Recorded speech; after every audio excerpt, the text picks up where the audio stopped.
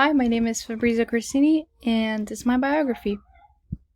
So, I love playing the guitar, I love hanging out with friends, and I love going to the beach. I lived a big part of my life living right next to the beach, so I really enjoy going. And yeah, accomplishments and awards. I graduated high school this year as a 4.0 student.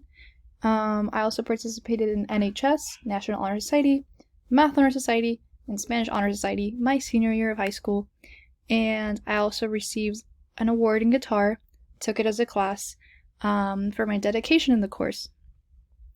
Um, some things I've learned, some things I want to learn through student life skills is organizing my time management, basically not procrastinating, doing things on time, organizing a calendar, my notes, turning things on time is very crucial to me. I want to balance work and school and be successful this semester. And overall, basically have good discipline.